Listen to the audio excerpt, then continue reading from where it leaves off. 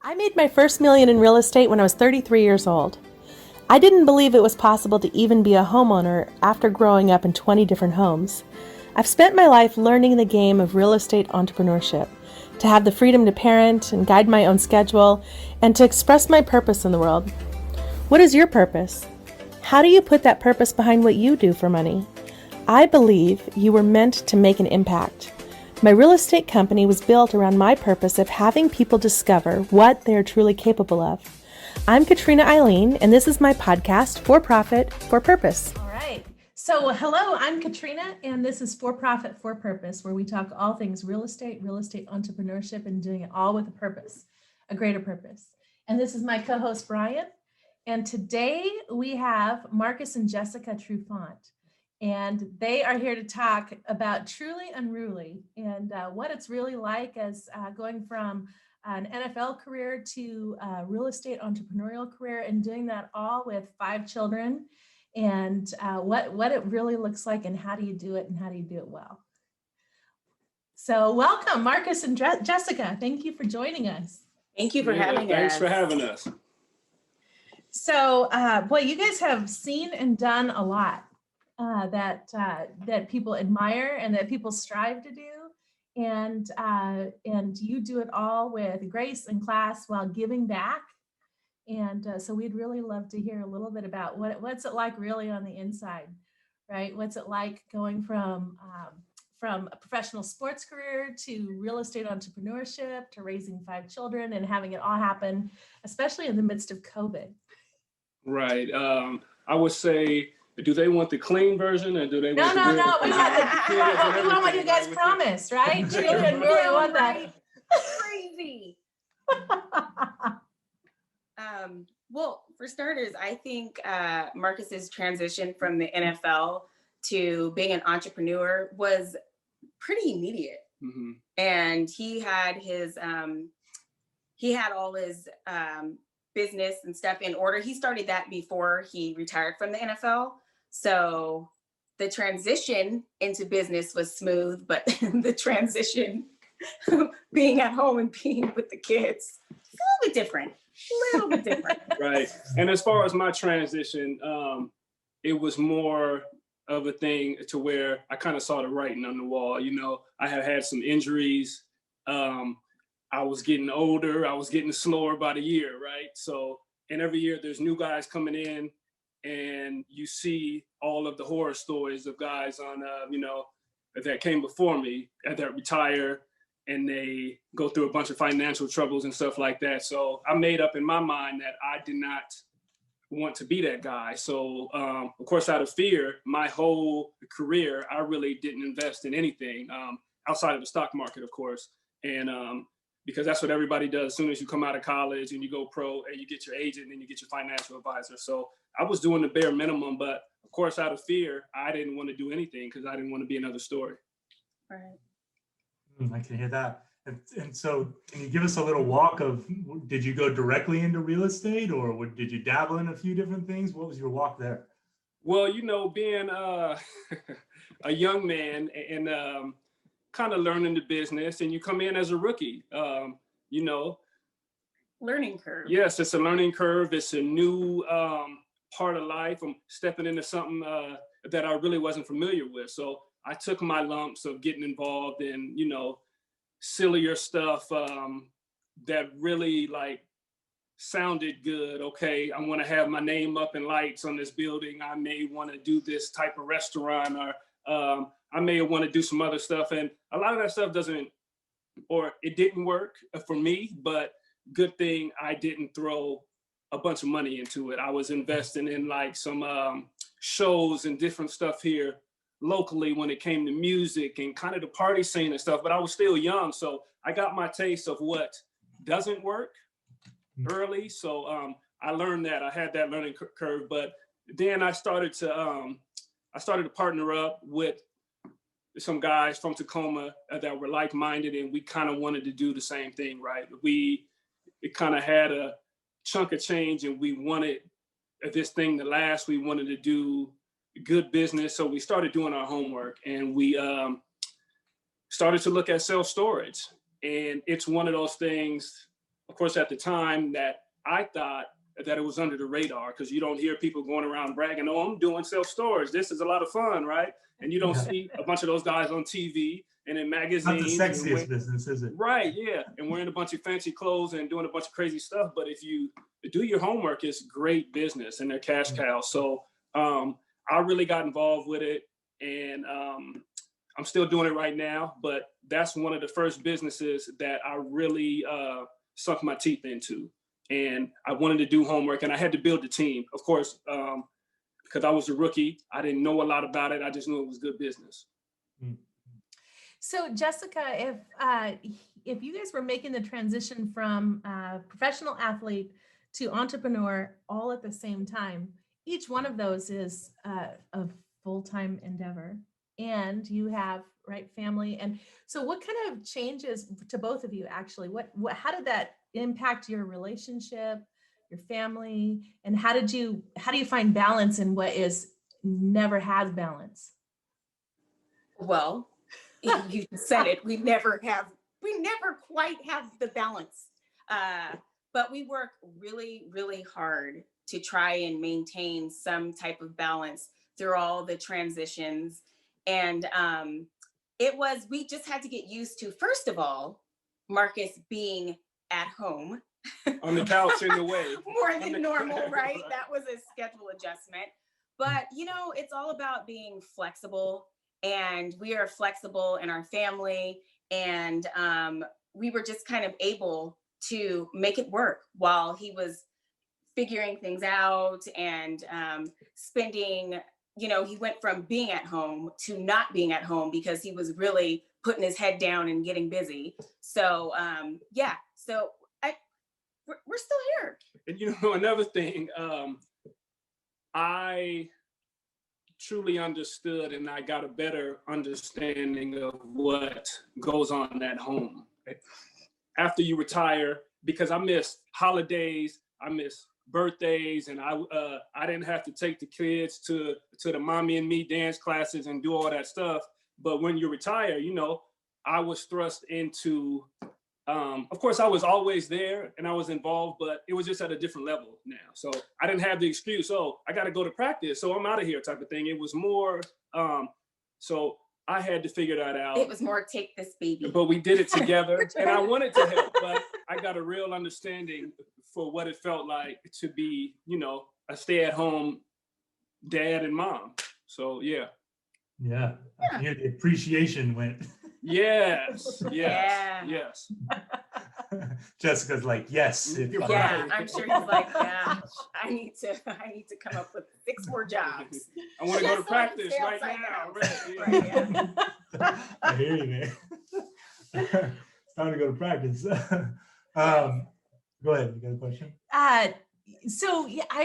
So what was it that drew you to real estate and real estate entrepreneurship?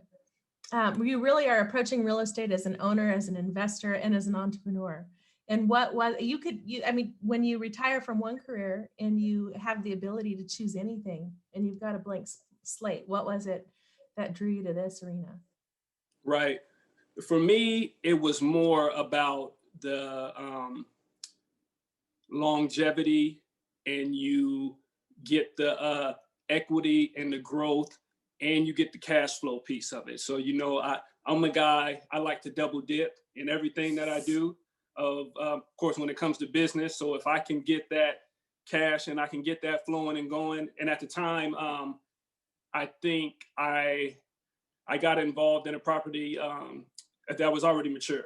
So that was a great experience to be able to get into something like that. And then my next property, I did a ground up, right? So I got to experience both sides, really what it feels like. But just to know that if this thing is going to be here for a long time, and storage facilities, if they're done right, they don't go out of style, right? So I'm thinking about my kids. I'm thinking about, just the legacy part of it. And that was a big part of it, just to have something that's not going to go out of style, and that's going to be able to weather through things like the recessions and things like that come and go. But if you look at self-storage, in most cases, they're able to handle that and get through that. Right. There's always going to be a demand for storage. And that Mhm. is one of the things that, you know, was attractive. Mhm. And talk, so I imagine the management, so I'm in residential and commercial. I don't, your world is completely foreign to me. But the thing that sounds attractive is I have this idea in my head that it's kind of like something magic. There's like very little management or almost no management. I mean, tell me about what is it like to No run a, tenants. I know.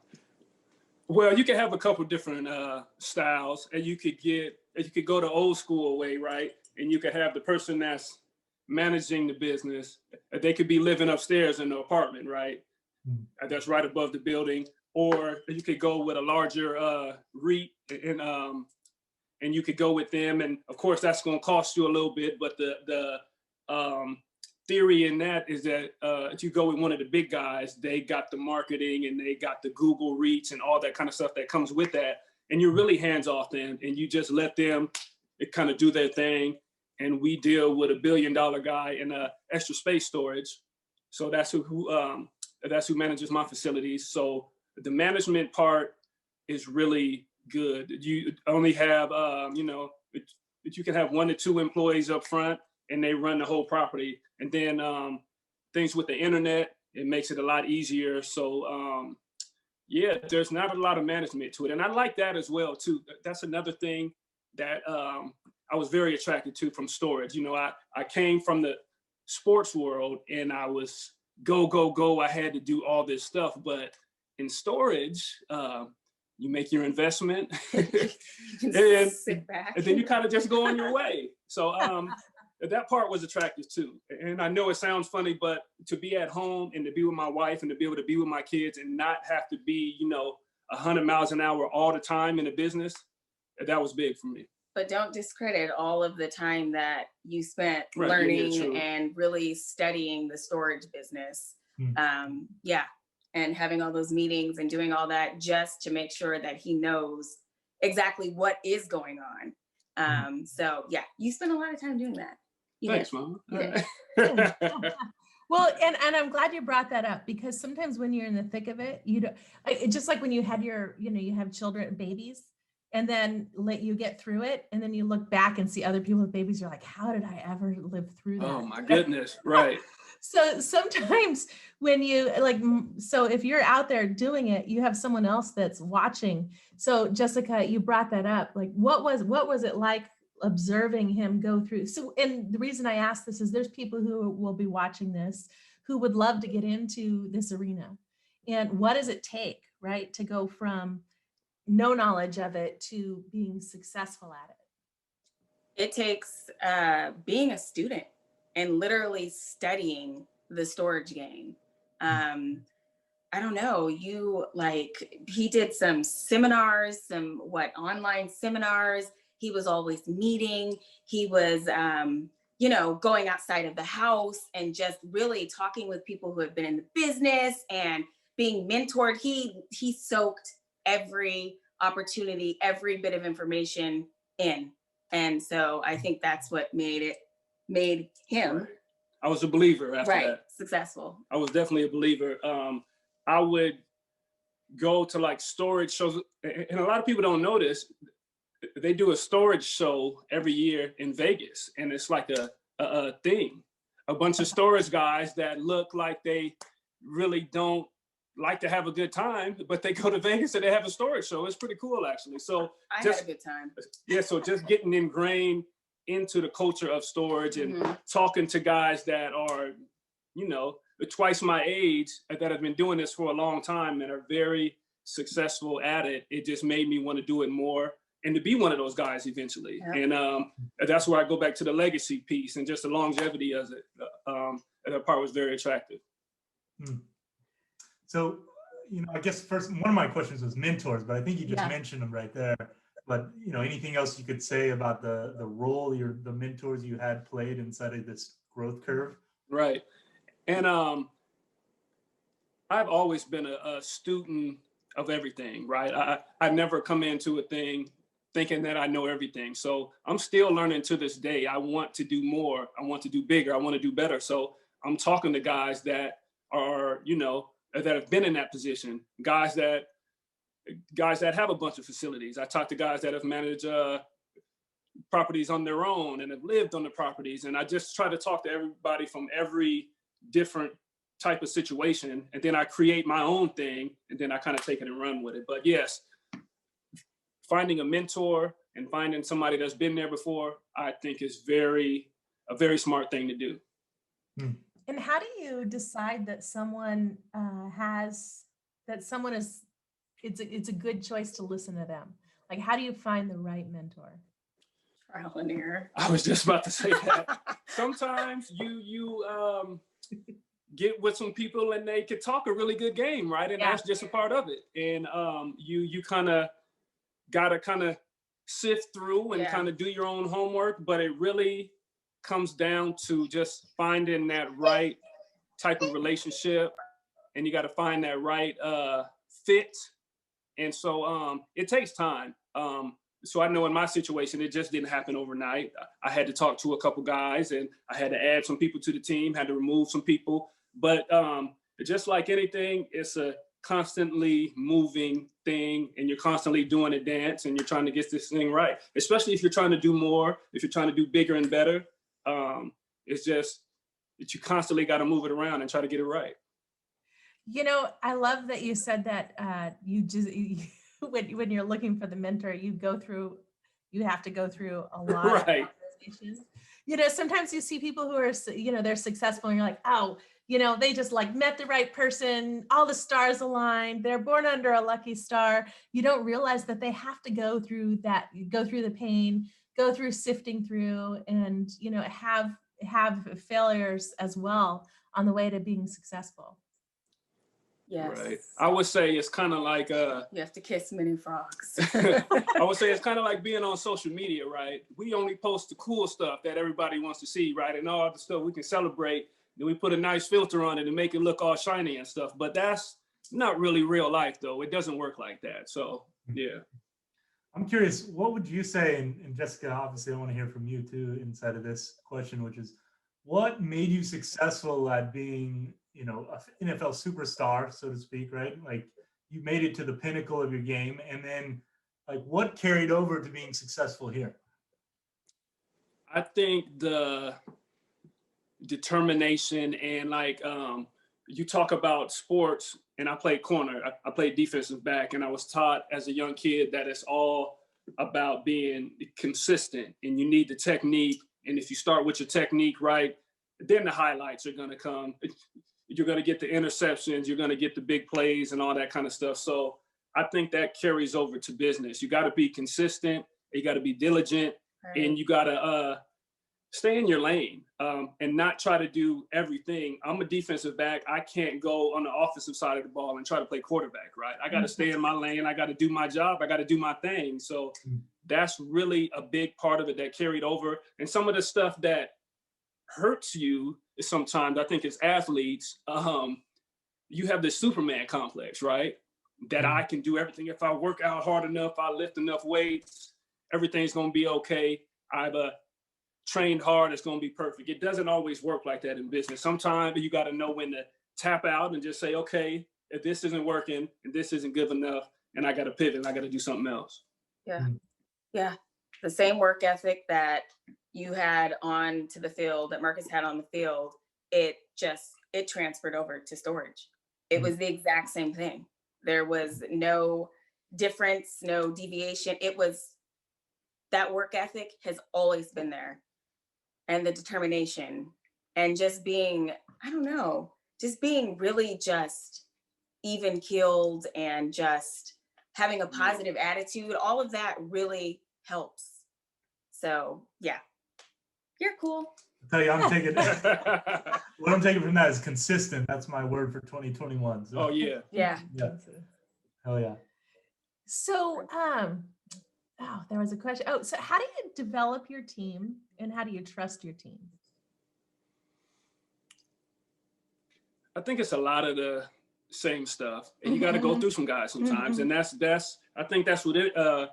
That's with anything. That's with any company. They take on a lot of people. They take on a lot of resumes. They do a lot of interviews. But if you have your core and you have your core guys, and the guys I started with were some of the guys I knew from my hometown that were already successful. They didn't play sports, but they had did some other things. So it kind of came together and was like, yeah, it's time to do this, and let's go out and find other professionals in the storage world that have been doing it, and let's just start talking to them and see who we like and see if we could get them to partner with us and kind of be our coach and just be our head coach and just kind of point us in the right direction. So we found Pete Carroll to kind of show us the game of storage and work with us and to help us grow.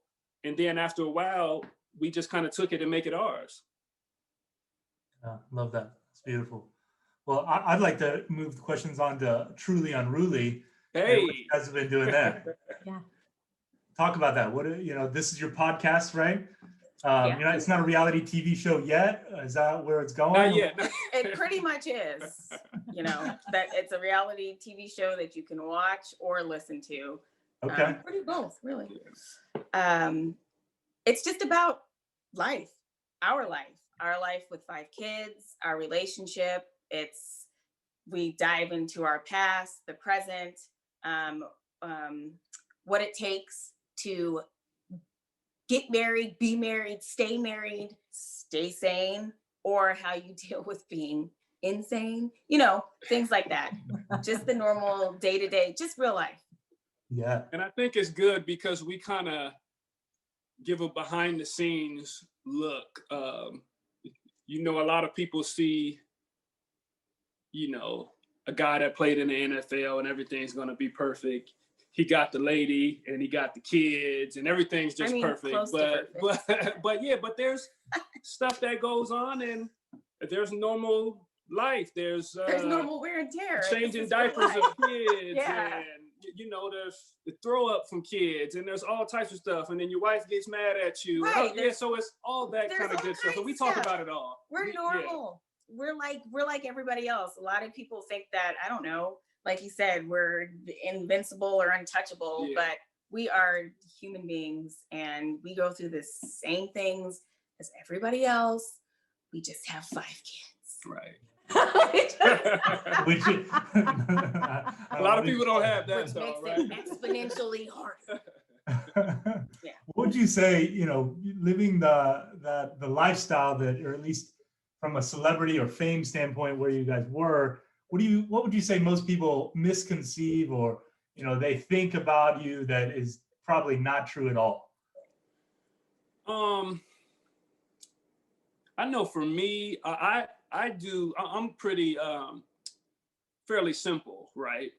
I like to eat top ramen and the cold cut sandwiches and stuff, but you see on TV and there's some guys, that like to do a lot of stuff. It doesn't mean that it's right or wrong, but you think pro players, you think flash, and you think the big cars and this and that. And that's okay, but I just like to do a lot of basic stuff. I like to watch TV. I like good shows, and I just like to hang out. So I think that's a big misconception, is that I don't wash my own clothes and I don't do all this kind of stuff. Right. And I do. I like to do that. I was washing my clothes at a young age. I don't like nobody touching my stuff. Don't touch my stuff. He washes his own clothes. Just stuff like that, man. And I don't think there's anything wrong with the glitz and the glam. Yeah, because she likes to. I like to get the glitz and the glam, but at the same time, I am who I am. Right. And we are very transparent, and we want to, kind of give that to everybody. It's not what you see, like you said, on TV and like this, like I said, there is a little bit of flash here and there, but when it's all said and done, we're sitting in especially since COVID, we're wearing the same sweats every day. Pretty much. Well, tell us about the intention of why it is you guys are displaying your lives for everybody. I don't know. I think it's. I don't know. People have been asking for a long time because my wife was on social media a little bit more than she is now. Mm-hmm. And her fans and her IG stories were pretty much like movies, and she had people that were really sitting and waiting for her to post about the craziness, the kids, and just the different things that she would go through, of course, on the daily. So relatable. Yes, eventually relatable stories. And everybody's like, you need a reality show. And I'm like, okay, right. And then you need a YouTube channel. And then I'm like, well, okay. And then here we go. Yeah. We're starting with the podcast. So right. And we're fairly new at it. And we're seeing where that goes. Right. Yeah. Definitely having fun with it. It's great. It's almost like a form of therapy. Yeah. It's therapy for us Yeah. because we get to talk about stuff and things we may have forgotten. We just get to put stuff out. And I think it's good. I think it's good. I think it's healthy. It's pretty raw. So in a good way. In a good way. And so, Jessica, it sounds like you're an entrepreneur at heart as well. I am. I actually started a blog about, 4 years ago? And so I was doing that, and it was very cool to learn about the blogging industry and to connect with other people and be on different Zooms and shows and all that kind of stuff. So that was really cool. And then I decided, you know what, I'm going to take a break. And I went back to school. And so, oh, yay, right? I went back to school. So right now my focus is really school, homeschooling my kids, not just online, but I literally teach my own curriculum. She has a whiteboard and everything downstairs, and I'm not really allowed in the area, but. Mistake. I only did it because of COVID and, the uncertainty of schools and all that kind of stuff. So I decided, you know what? I'm just going to take this on while I'm in school during COVID, whatever. So, so the podcast, and then the podcast kind of fell into our lap. And so, here we are. I say that there's a very fine line between genius and insanity. Yeah, I would totally agree with that. We're walking it. Yes. I don't know which side I'd put in that line, right? Yes. You're like, right, But I'm admiring the boldness. Yes. Of it. You got to step out every now and then, right? And just see. You step into it and then you're like, oh, this was a mistake. And it's not like I can just shove them right back into school. So I'm in it for the long haul. Making up the gap. Excuse me, till the end of the school year. Right. They're going right back. So one of the things I've heard both of you talk or touch on in different ways is, Marcus, you call it legacy. And Jessica, I hear you as like the impact you want to have, both for the people you influence and that you can, connect with on your social media and your blog, and but also for your children. So when you think of that, what is the one thing you want your kids to know and to learn? Personally, I just want my kids to be good human beings that respect, love, and care for everybody, and that give back. That's huge. Being able to help in any way that you can, that is one thing that I want to instill in our kids, is to always express kindness, to give back, to love, and to never stop learning. That's another thing that I want them, that we want them to know. Never stop learning. Absolutely. Daddy's still learning, mommy's still learning, never stop learning. Mm-hmm. Anything else?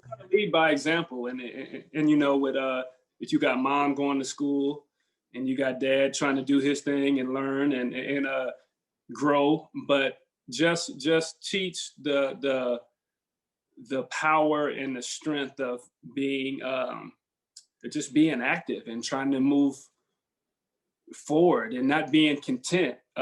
It's okay to be in a position, to where you feel good, but it's always good just to have that energy. Okay, I want to take this higher. I want to see if I can do better. So I think we're doing that too. And that's what we're showing our kids, that we could always do more. We could always do better. And we never want to be complacent and settle. I mean, feel like that we've arrived, because I feel like you get stagnant like that, and that's boring. Right. There's always work I feel to like be that's done. boring. Let's grow and do more. Let's try to take it to the moon. So So I got a great take question. it to the moon. Marcus, because I feel like I'm in this little battle with being complacent and appreciating, right? I don't want to be settled, but at the same time, I want to find out how to appreciate what I have. And I would say I'm not good at that, but let me ask you, how you guys do that?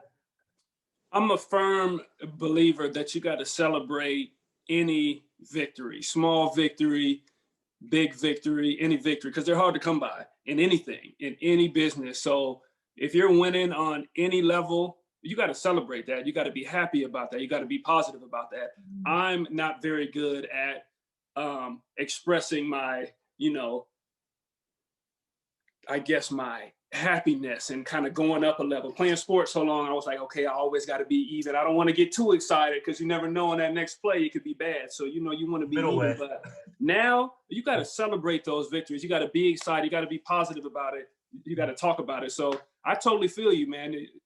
Just to be positive, take these victories and just be like, yes, okay, I'm doing well. It can always be worse. So I'm in a good spot. I'm in a good spot. Jessica, did you add anything to that? Well, I don't think there's anything wrong with being content with where you are in life. I think that's a huge part of a lot of people's problem, is they just can't be content. It's, I want more and more and more and more and more. And there's nothing wrong with that if you want that, but it is okay to be content as well. Right. But if you want more, light that fire and do more. Take it to the moon. Take it to the moon. I'm gonna have to write that one down, right? Yeah, I wrote it down. I know, right? Take it to the moon. Celebration. So what's the last little celebration you've had around your house, and what did it look like? The last little celebration. What do we do? He just said I have lipstick on my teeth. I snuck it in. Oh, y'all didn't hear it though. Did you hear it? I don't know. Personally, I just fixed dinner, so that's a celebration for me at this point. Like, woo! Right. Our oldest. And it daughter, wasn't top ramen? No, not. You know what? I've been the only one eating. I've been requesting that he make me top. It's like gourmet. Like, it's so, oh God. I've been showing my top ramen skills. Oh man, just the right amount of pepper in there. Oh, jeez. Top ramen at night. I bring her a meal at night. I bring her the bowl. Man, I feel like a chef, an A1 chef. But we did celebrate. I know our kids are doing. Our oldest daughter is doing online school, and she's a freshman this year, and she got all A's. So we always try to celebrate the kids. It's tough right now doing it online. I can never do that. And that's what I told her. I can never be online and get all A's. I can never do that. I couldn't do it in the classroom. So just to think of doing it online and be doing distance learning, that is crazy. So just to celebrate the kids, try to empower the kids, that's what we do. And we got 5 kids, 5 different personalities, all doing different things, but we try to celebrate them all the time as much as we can. So inside of leaving the legacy and the impact, I really heard what you were leaving for your children, how you want your children to grow up being just really good human beings. I'm curious, what do you think is universal we should teach all children? Like, if you were the Secretary of Education for the US, what's a class or maybe just a principle or like, this is what we should instill in human beings? What do you guys say? And you can have each your own answer.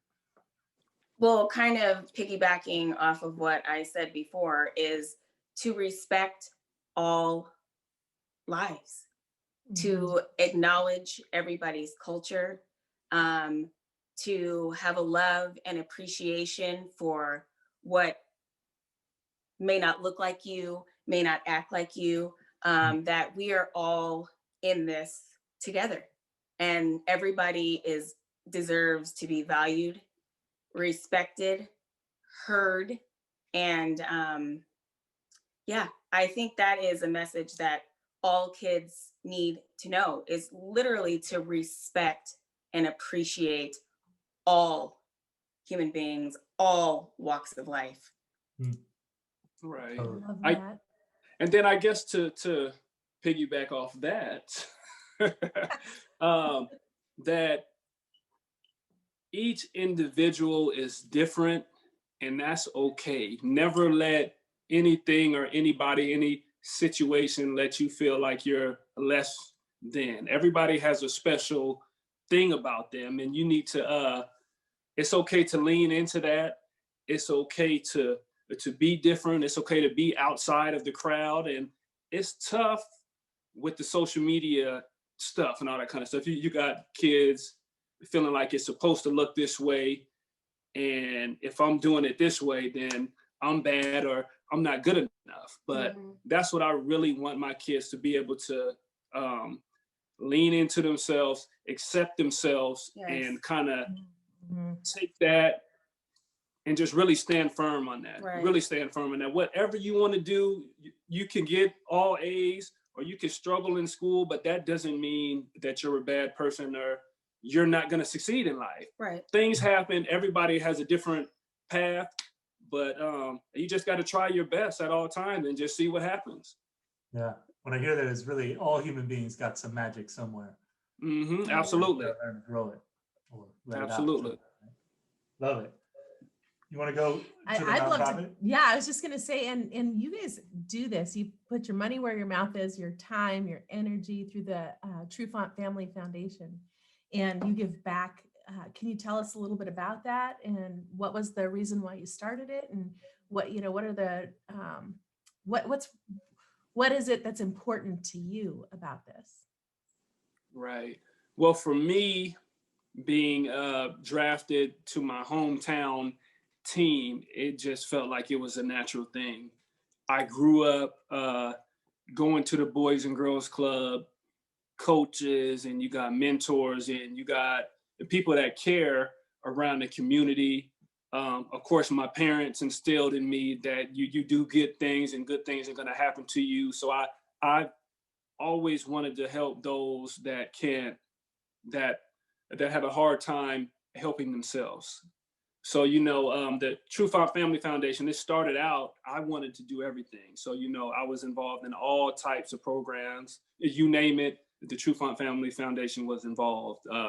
Lately, in the last couple of years, we focus on education and our scholarship program and giving to those communities, those African-American communities that are struggling and may feel like they're left out, and just being able to give back and give kids opportunity.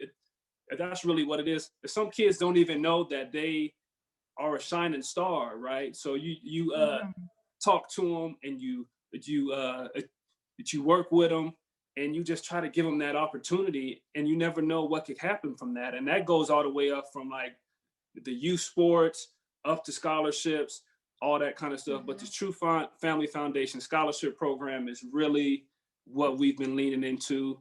And we've even been working on our COVID-19 emergency fund. I mean, and giving back to families, man, helping with groceries and food and rent, transportation to work and all that kind of good stuff. Because, a lot of people need a lot of help right now. It's crazy right now. So the Truefont Family Foundation wants to be there when people need help. Right. It's giving hope to youth and the community, and it's also giving them a pathway. Like he said before, sometimes people don't even realize that they're shining stars, and to be able to give scholarships and to do other things in the community, it is creating a pathway for these young kids. And then hopefully that pathway continues and they do the same and they give back. And so it's like a full circle. So yeah. I love that. Some kids don't even know they're a shining star. And the Truefont Family Foundation and what you guys provide may be the first glimpse or the first time they ever see someone, or they experience someone seeing them that way. And you never know. And sometimes it's not always about money, right? And the scholarships and stuff like that. Kids, if they can't eat or they don't have a place to live, it's going to be hard to do homework and to focus in at school. So it's a whole thing that comes with it. And kids, sometimes they just want to be seen. If they want to be talked to, they want to be made to feel like they matter. So all that comes with it, and programs and youth sports and everything plays a part of that. I feel like it does. So yeah, it's a support system, and you know, creating a positive environment for these kids and an outlet, especially with youth sports, for these kids to thrive and grow and you know, achieve their goals. Yeah, that's beautiful. And I know there's people who want to support that. So how do people get in touch with your foundation, and you know, what kinds of things can people do to help? Is it monetary gifts? Is it you know, materials, or can they volunteer their time? Yeah, Tell us. what would be helpful? All of those are ways to give back and to help the Truefont Family Foundation. Yep. And it's all there right there on the TruefontFamilyFoundation.com of how to contact us. You could donate, you can volunteer. We're working on different programs. Of course, with COVID, our events and stuff like that, of course, been put on hold. But to do different stuff around Christmas, we're working on doing some stuff just to be able to give back and help people out during the holiday season. And the COVID-19 emergency fund is still going as well, because people still need a lot of help. There's still a lot of people out of work. There's still people that can't eat. There's still people that can't get to work and all that kind of stuff. So yes. Donations. People, Somebody can go on and make a donation, and you'll make sure that gets, and it sounds like, and if I remember correctly, I mean, you guys, it all goes back right to the people that you're helping. Absolutely. Absolutely. And we've been working close with the Tacoma Urban League, and we've been working with Northwest Education Access. So they have those kids and they have those families that are in need. So we've been working with them and kind of making sure the funds are going to those families that are most in need. Of course, everybody needs help. A lot of people need help, but to be able to, you know, kind of hone in on those families that are already struggling, it definitely helps. Well, and you guys keep it, I mean, this is your hometown and your home area, and you keep it there, so you know it. Right. And you know where to best put that. It's not like it's a big organization that you just really don't have that visibility, and you don't know that they know the community intimately. Right. Absolutely. It's really giving back to the community that gave to us. Right. Yep. Yep. I got my start at the Girls and Boys Club, and I got a scholarship actually to the Girls and Boys Club. And I didn't even know this.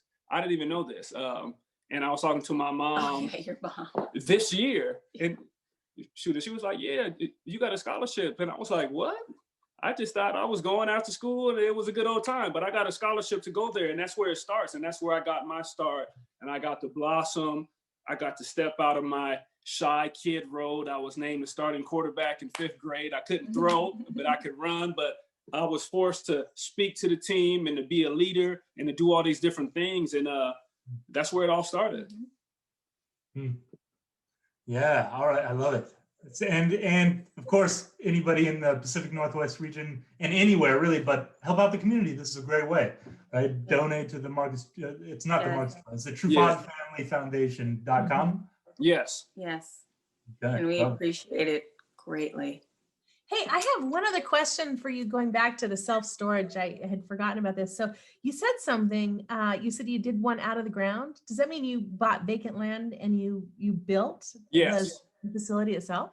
Yep, I built from ground up. And so I've done a little bit of, I did ground up, I did the already existing, and then I did a conversion. And you take like a warehouse or whatever, and then you put it in the elevators and do that kind of stuff. So I did all three, so I've experienced a little bit of everything, but doing it from ground up, it it's a little bit more risky. Of course, you can make a little bit more money because you're taking that risk and you're doing, you're buying something that's not mature, of course, but it's a good look. But I'm at the point now to where I'm looking for, I like the cash flow. I really like cash flow. So if it's done, if it's already a well-oiled machine and they could put a little flair into it, I'm your guy, and I want to come in and I want to make it work, and I just want to just give it like a little makeover, because I see the potential in some of these, I guess some of these mom and pops, right, that are struggling, or they might not be doing as well as they could be doing, and they don't even know it. So groups like that can be potential partners. If you want to stay in the game, I come in with my team, and we kind of do our thing, and we do it together. And we go to the moon. We go to the moon. Right. And so, so if someone is in that position or in that situation, and they'd love to have the partnership, your partnership, then how should they contact you? They could reach out to me. They can get me at Marcus_Trufant on Instagram, and my business email is there.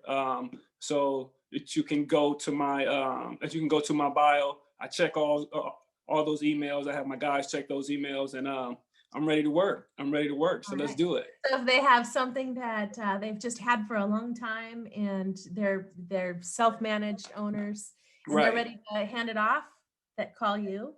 Or 100. if they are looking for a partnership, that's right. Yeah, absolutely. I'm looking to do more, and just like I said, I've talked to guys in storage. I got into one storage, I built from ground up, and then I got kind of excited, and then I sold it right away. And I kick myself every day, right? Because I shouldn't have did that. I should have let the cake bake a little bit, but you can't go back. So I learned my lesson, but now I'm trying to move forward. I'm trying to keep all these things. I'm trying to grow. I'm trying to do more.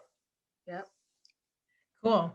Well, we'll definitely have people listening to this podcast in our world that that's what they know, those people. So that's great. They can reach out to you that way. And then how do they find you how do they find Truly Unruly? Wait, before we close out, I want to mention, managing 5 kids, we do have help. So shout out to our nanny, Miss Whitney. She is. Hey, Miss Whitney. If you're on Facebook, I don't even know. She is an angel. And our assistant, Mary Beth. Yeah, it takes a team. It's a team. We have a small team, a very small team. But yes, so sorry. I just wanted to acknowledge them. Glad you did. So you can find us. I know. Well, it doesn't work. We need help sometimes. And that's okay. 3 kids have to be in 3 Yeah. different places at one time. Yeah. Anyway. Yeah. So give appreciation where it's due. Absolutely. And, I can only be the bus driver for so many kids, so it takes help. So, Yeah. Jessica, same question for you. How do you create your team, and how do you know you can trust them? Well, like Marcus, I have had to kiss many frogs, and I don't know, it just takes time to build up a rapport and trust and all that kind of stuff. So you just really have to be patient and learn and grow from your mistakes. And when you've got a solid team, you hold on to them and don't let go. So don't let go. And celebrate the success. And celebrate the small victories. Yes, absolutely. Words of wisdom, man. Well, is there anything you guys want to say that you haven't said yet? What do we want to say, Mama? I don't know. Listen to our podcast. Well, Yeah. Marcus, I see posts that you put on Facebook, and I mean, you just adore this woman. Yes, So she tell is us a little bit about that. She is my everything. She's seen the worst of me and the best of me, and she stuck by me as we grew. And we're truly best friends. We're teammates, and we do all this, together. There is no, it's 50-50 and we make it work. And there is no I in team. Yeah. Good job. Good job. Yeah. It's mutual and we just push forward. And I'm just grateful and I'm thankful and I'm looking to do better. Though I feel like I always want to do better for her. I want her to be 100% it's just good. I don't want her to have to struggle and do all this. And that's just not, that's with anything. With the kids, I try to help where I can. I can. He does. Seriously. But I just try to do my part. And it's just all about just making sure your lady's taken care of. And that's what it really comes down to. Yeah. And it's the same with him. I mean, we just, I don't know, like he said, we're best friends. We've been married for almost 13 years and we are just willing to do the work and put the time and the effort in. We're continually evolving as individuals and as a couple.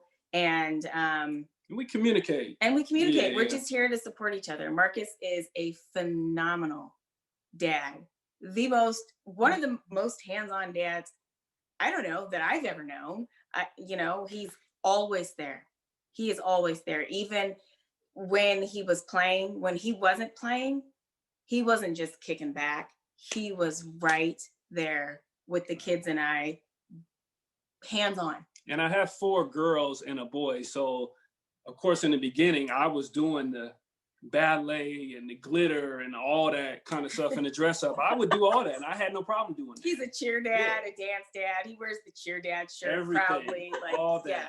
I'm totally in. Totally he is all the way in. And that's kind of how we are. We're just all the way in everything we do. So, yeah. Beautiful. Yeah, beautiful. Really true. Really, truly. Okay, tell us about that. Okay, so how do we find you on Truly Unruly? Yeah, you can go to Truly Unruly _podcast on IG, and then you can follow me at Marcus _Trufant on IG, and then you can follow Miss Jessica at Fab5 Mom. Fab. Roman numeral 5, so V. And the Truefont Family Foundation.com. Right, the Truefont if you want to support the Foundation.com. foundation, yes. And is that it? Is that it? I think And you that's can listen to our podcast on Apple One and Spotify, or you can watch us because it's even better to watch on our YouTube channel. Yep. You can follow me on YouTube and all the videos will show up. So yeah, makes it easy. Yeah. All right. Anything else? No, that was awesome, guys. Thanks for joining us. Yeah. Thank you guys for having us. Thank you for having us. Well, we loved it. And we're gonna, I have so many things written down here. Like, take it to the moon. Hey. You can always do more. And I think my favorite is that there's a lot of kids out there that don't know they're a shining star yet. Yeah. Absolutely. Yeah. And I just bring it out sometime. Yeah. Right. Totally. I just want to acknowledge, you guys, the teamwork you guys bring and the synergy. It's apparent and obvious, and it's beautiful, as we said earlier. So. The synergy and thank you. Yeah. Thank you so much for joining us on For Profit for Purpose. Thank you for having us. Thank you for having us. All right. Till the next time. All right. Bye. I would love to hear about your purpose. I'm always looking for like-minded people to collaborate with, interview, or do business with. Reach out to me directly at 425-230-4499. Not sure what your purpose is? I'm happy to share the guide that helped me discover mine. If you'd like that guide and a free copy of my Amazon best-selling investment book for real estate, visit my website at katrinaeileen.com. If this podcast brings you value, please like, subscribe, and share. Thank you for listening to For Profit for Purpose.